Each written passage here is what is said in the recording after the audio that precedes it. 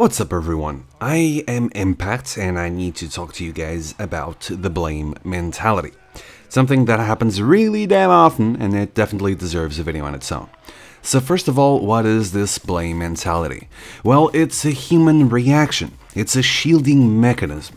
Every single time you're confronted with a possibility of doing something wrong or badly, or every single time things don't go the way you think you deserved, like losing a solo queue game, people automatically feel like flaming, trash talking, and blaming someone else instead of looking at their own mistakes.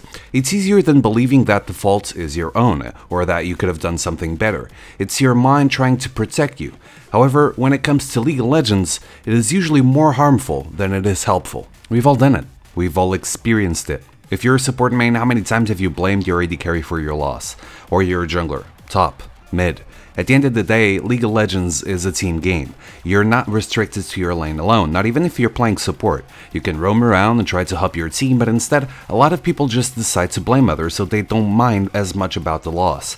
It's as if a weight has been lifted off your shoulders because you firmly start believing that there was nothing you could have done, and that at the end of the day, if you keep spamming solo queue games, you'll eventually reach the elo you deserve. Sure, sometimes it may be your team's fault, but that doesn't rule out the fact that there is always something you can do to win a solo queue game. Take the case that I have for you in this video, and yeah, I know that by presenting this case in particular, I'm sort of blaming my teammates for the loss, but that's really not the point of this video. I could have done a lot better myself, for sure, but it's the mentality that I want to focus on. We're facing a team composed by Warwick jungle, Orianna mid, Twitch and Morgana bottom, and Maokai top. We have Lulu, Vi, Fizz, Zyra, and Vayne. Sure, there may be a few champions that are incredibly strong right now on the enemy team, but everyone also knows the pain of going against a fed Fizz or a fed Vayne, which was the case. Now, during the entire matchup, I kept typing stuff like don't get caught, don't engage with the number disadvantage, don't overextend, try to pick someone off, we need more wards. I think you get the gist of it. The thing is, instead of actually reading what I was saying, everyone just replied back to me with statements like, the problem is Maokai, and Maokai is too strong, or even the standard, we lost the game at Champion Select. It seemed as if they were in a completely different state of mind, and that I wasn't being able to get through to them. No, you didn't lose the game at Champion Select, and you never lose the game at Champion Select unless you're playing at a really high competitive level. In solo queue, everyone makes mistakes, and it's not like Yasuo, Riven, or Maokai have a I win skill as their Q.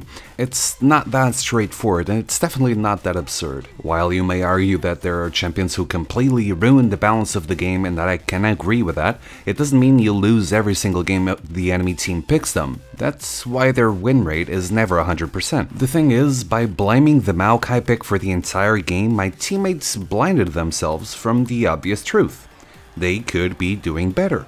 They could be focusing on finding a way to deal with the game at hand, and that there's always something you can do in a solo queue game. The problem here, and with solo queue in general, is that people give up far too easily. I know games are really long now because they're a lot more passive early on nowadays, but if you press the play button, you should be expecting that anyway. It's not a plausible or an acceptable excuse to stop playing a game. The point of this video is simple. Blaming others will make you stop improving. If every time you jump into a solo queue game you blame someone, you're probably not improving as much as you could. You need to focus on your own mistakes and realize what you need to do to rectify your shortcomings. If we play League of Legends for fun, that's great.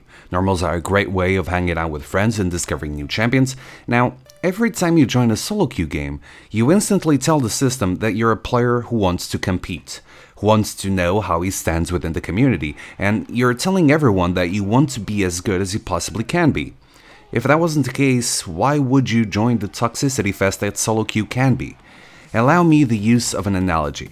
Let's say you have a school project that you need to finish, or in case you already work for a living, let's say the project at hand has a 1-week deadline.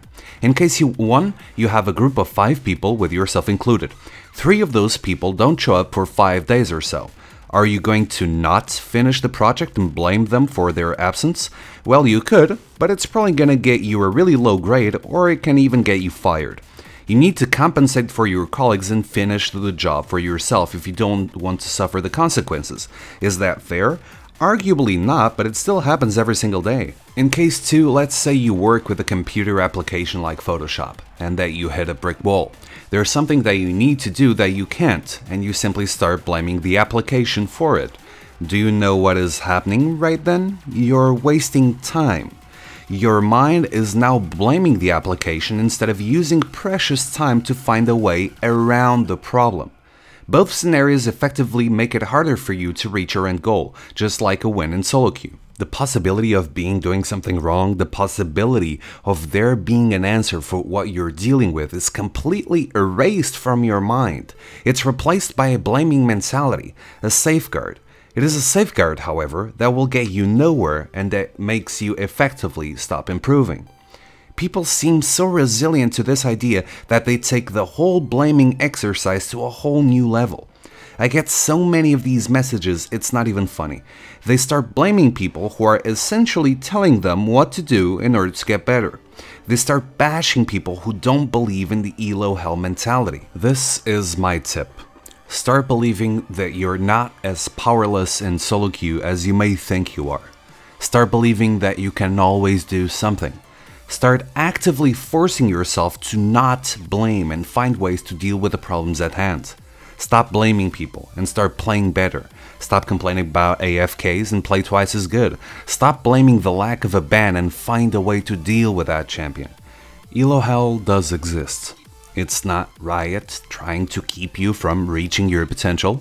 It's not a system that's put in place so only some people can climb. It's your own mindset, your willingness to blame everything bad that happens in a game on other people, instead of actually doing something about it. There's a lot that could be said about this type of mentality, but I'm going to keep it at that from boring you guys any further. Hopefully, this will be helpful to some of you.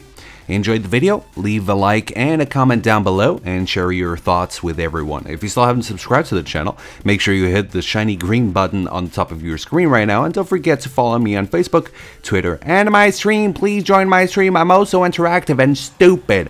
And I'll see you guys next video. Peace out.